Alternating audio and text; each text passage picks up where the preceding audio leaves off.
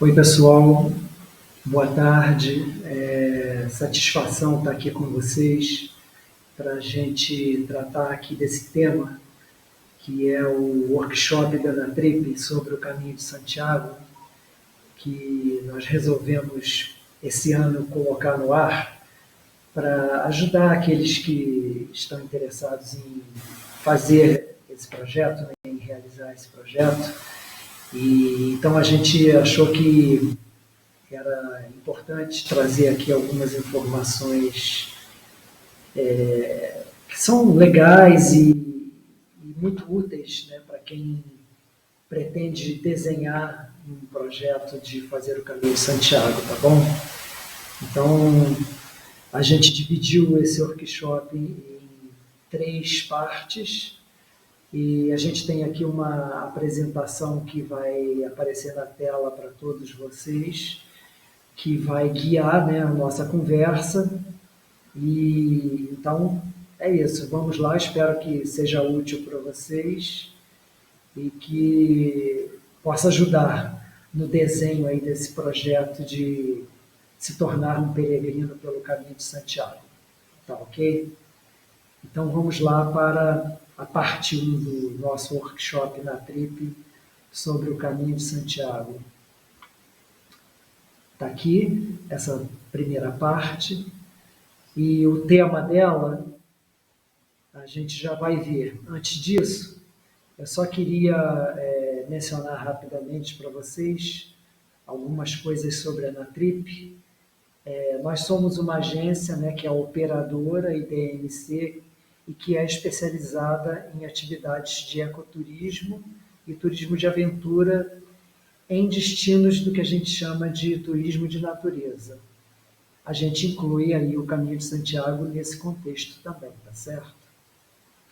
A Anatrip, ela atua já há 11 anos e é uma das pioneiras nesse segmento aqui no Brasil, tá bem?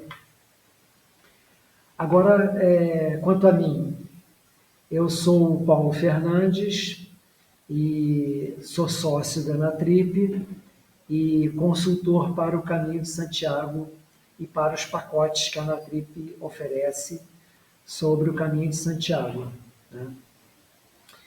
Ali na foto da apresentação vocês me veem passando num trecho do Caminho de Santiago, onde tem um marco com a indicação, né, do sentido a seguir e também com a quilometragem, né, que falta para chegar na Catedral de Santiago de Compostela.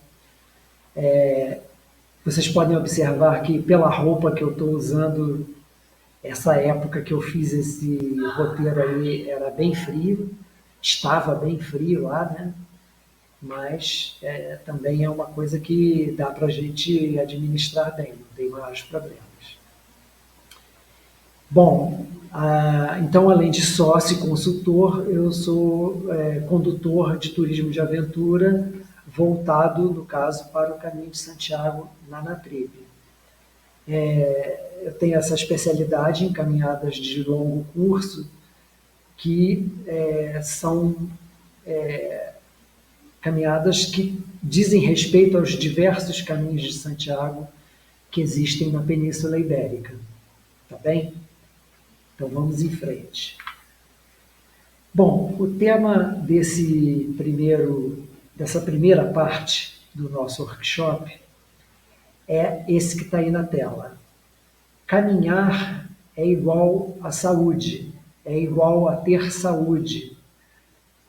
Significa saúde num sentido amplo, num sentido holístico, num sentido integral, tá certo?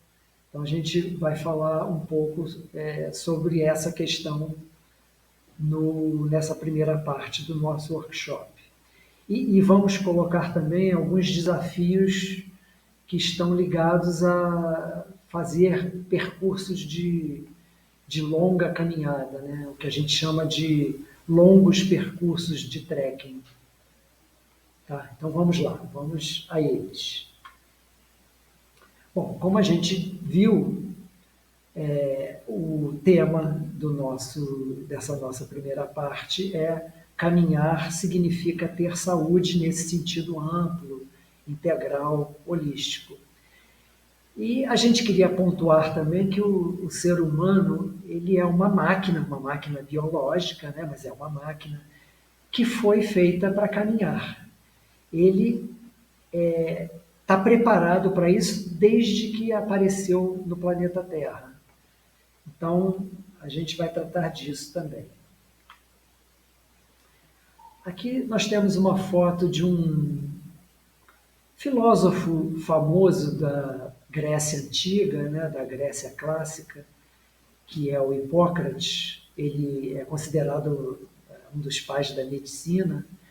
E já naquela época ele falava isso que está aí nessa lâmina da nossa apresentação. Caminhar é o melhor remédio para a saúde do ser humano. Então, isso já é sabido de forma assim, bem consciente, né, desde a Grécia Clássica. Ali, ele nasceu no ano 460 e viveu até o ano 377 a.C.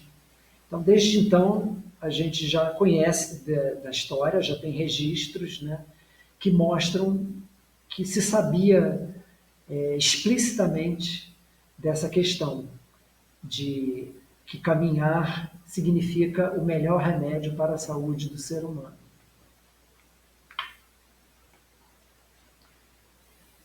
Muito bem.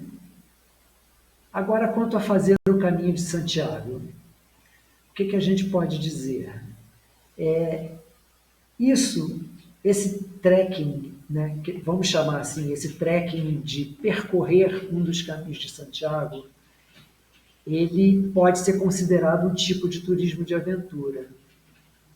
Mas a gente quer pontuar que, definitivamente, vocês podem acompanhar aí o texto na tela, não é um turismo de aventura qualquer, porque nós temos algumas questões muito específicas que são cruciais e que nós precisamos observar de uma forma adequada para não termos problemas. Então, assim, como está colocado aí na tela, para evitar esses problemas ou intercorrências, a gente tem que fazer algum tipo de preparação que seja adequada e tomar determinados cuidados, para que você não se veja obrigado a ter que interromper prematuramente a sua peregrinação, que é uma coisa que a gente absolutamente não quer que aconteça. Assim como também não queremos que essas intercorrências ou problemas causem algum transtorno, algum incômodo ou algum inconveniente, que mesmo que não signifique ter que interromper a sua peregrinação, mas causa um desconforto, tá certo? Então, a gente tem que tratar dessas questões, nos prepararmos para que isso não ocorra, de forma que se alcance com sucesso os objetivos desse projeto, de peregrinar até Santiago de Compostela. Tá certo? Então vamos em frente. A gente pode dizer que o corpo humano, o ser humano, ele tem fragilidades e limitações para vencer essas caminhadas de longo percurso. Uma categoria dessas limitações e fragilidades, em relação a ela, a gente não pode fazer quase nada, que é essa primeira categoria que está aí na tela. São os fenômenos da natureza que não são controláveis, como as condições climáticas e as intempéries. Eu falo de temporais, tufões, nevascas, né? Essas coisas que a gente não tem como controlar. Mas tem uma outra categoria de fragilidades e limitações que a gente pode atuar de forma bastante efetiva para que elas não aconteçam. Então, temos aqui o que a gente chama de desafios perante aos esforços repetitivos e por tempo prolongado, que são impostos ao corpo humano. Então, a gente vai, nesse vídeo, tratar justamente desse tema. né, para ver o que a gente pode fazer para administrar bem essa questão. Tá ok? Então vamos lá. Quando a gente está decidido a fazer o Caminho de Santiago e está chegando a data, a gente fez uma preparação, né, para viajar para a Península Ibérica e poder fazer o nosso percurso que foi planejado, a gente se pergunta, né? Eu estou pronto, estou preparado para fazer o Caminho de Santiago? Alguns podem de imediato responder, olha, sim, claro, eu me sinto preparado. Eu faço crossfit, ou então eu corro meias maratonas com uma boa frequência, ou eu pratico lutas marciais, faço natação todos os dias ou quase todos os dias, né? As pessoas podem fazer esse tipo de atividade regularmente e aí respondem essa pergunta: sim, eu me sinto preparado. Mas será que eu estou preparado mesmo? Pois é. Vamos ver aqui uma questão que a gente tem que se perguntar, que é relacionado ao que a gente chama de movimentos repetitivos contínuos, como está aí na nossa tela. O que é isso? O que são movimentos repetitivos contínuos? Vamos ver do que se trata. Vamos começar dando dois exemplos aqui bem didáticos dessa questão e como ela acontece no corpo humano. Primeiro, os dois exemplos didáticos do que são esses movimentos repetitivos contínuos. Um exemplo bem legal é o músculo do diafragma, né? Que é aquele músculo que movimenta os pulmões, que faz com que os pulmões se encham de ar e depois eles põem o ar para fora, né? Inspiram e depois expiram o ar que a gente precisa para viver, né? Inspira para trazer oxigênio para o nosso corpo e expira para jogar para fora o excesso de gás carbônico, né? Aliás, aí um parênteses rápido aqui, a gente não inspira só para buscar oxigênio puro, né? A gente precisa de uma certa dosagem adequada de oxigênio misturado com nitrogênio e com gás carbônico. Não é só do oxigênio que a gente precisa, né? Isso é interessante a gente ressaltar, porque a gente só lembra assim, não, é porque eu preciso do oxigênio. Certo, as células para viver precisam do oxigênio, mas não é só o oxigênio, né? Ele tem que estar numa proporção adequada junto com esses outros gases, que são o nitrogênio e o gás carbônico. Bom, esse músculo, o que acontece com ele? Ele funciona a nossa vida toda. E a gente nem se lembra dele, nem se lembra que ele está trabalhando o tempo todo, continuamente, sem interrupção. Um corpo humano, ele pode, tendo saúde, você cuidando bem dele, ele vive até 100 anos, ou mesmo mais que isso. Então, o diafragma ele está preparado para trabalhar ininterruptamente, todo segundo da sua vida, durante 100 anos. E você nem se lembra disso. Um outro exemplo de movimento repetitivo continuado é o coração, é o seu músculo do coração. A gente tem até aí na lâmina da apresentação uma foto de um coração esquemático, né? Que é feito para estudos de anatomia. Ele é constituído de várias cavidades, como a gente sabe, vários tubos, né? E várias válvulas. E isso tudo funciona de forma sincronizada desde que você está lá no ventre, no útero da sua mãe. E funciona até você morrer, ininterruptamente. E todas essas cavidades, essas válvulas, funcionam, abrem e fecham, contraem e se expandem várias vezes por segundo, durante 100 anos, digamos que você viva 100 anos, ininterruptamente. E você também nem se lembra disso, né? Ele trabalha lá e você não se lembra que ele está ininterruptamente fazendo esse trabalho, né? Então, o que a gente pode dizer? Que esses dois músculos do nosso corpo, eles estão condicionados para fazer esse trabalho, digamos, por 100 anos, né, da sua vida, você vivendo até 100 anos de idade. Vamos em frente. O que a gente quer dizer aqui agora é que caminhar também é um movimento repetitivo contínuo. A gente sabe que o ser humano faz isso desde o período que a gente chama de Neolítico, que é lá a Idade da Pedra, passando pelo período da História Antiga, pela Idade Média, o ser humano sempre caminhando, tá? E até chegar aos dias de hoje. E do século passado para cá, até hoje, em função do avanço da tecnologia, da modernidade, essa questão de caminhar sempre, ela mudou bastante, né?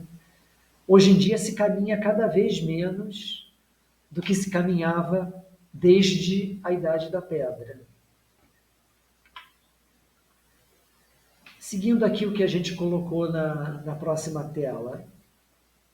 Olha só uma questão importante aqui que a gente tem que considerar em relação a caminhadas de longo percurso e essa questão dos movimentos repetitivos contínuos.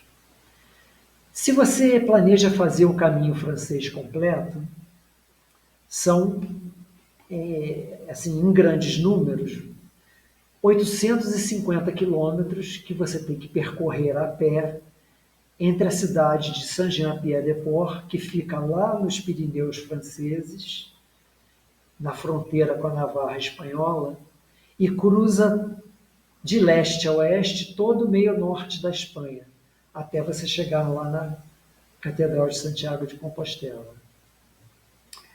Para você fazer esse percurso, você vai ter que dar de 1,5 milhão a 2 milhões de passos. Então, o que a gente quer colocar aqui muito enfaticamente para vocês é o seguinte, como está aí na nossa tela. Fazer um turismo de aventura, né, e caminhar 5.000 passos, 15.000 passos, 50.000 passos em um dia, 2 dias, 3 dias, isso é uma coisa. Agora, ter que dar 2 milhões de passos em 30 dias continuamente, dia após dia, isso é seguramente uma questão que a gente chama de outra ordem de grandeza, desculpe, para esses movimentos repetitivos contínuos que o corpo humano tem que fazer ao caminhar um percurso como este. Tá certo? Nos nossos pacotes da Natrip, na etapa que a gente chama de preparação e treinamentos, a gente dá uma especial atenção e foco nessa questão de como se preparar para estar condicionado a esse movimento repetitivo contínuo do caminhar por longos percursos. E para que a gente faz isso? Para que, como a gente já mencionou antes, não ocorram aqueles problemas, aquelas intercorrências que podem causar até, né, em última instância, uma interrupção da sua peregrinação. Ou seja, a gente procura dar esse foco para você se preparar e poder realizar esse projeto de fazer a peregrinação até Santiago de Compostela com sucesso. Tá bem?